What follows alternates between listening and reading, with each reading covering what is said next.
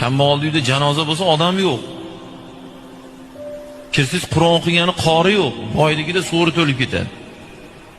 Patasi to'lib ketadi, to'tini talashadi. Shuna bo'lib ketdikmi biz ummat?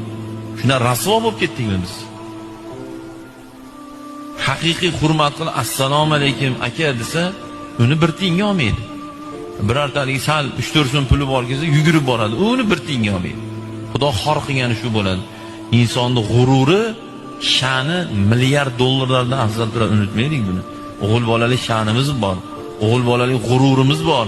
Musulmonlik sha'nimiz bor. Uni toptamaylik biz.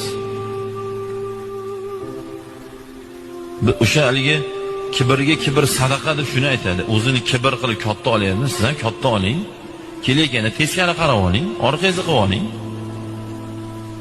Bilsin kibrning xunukligini. Kambag'al uyda janoza bo'lsa odam yo'q.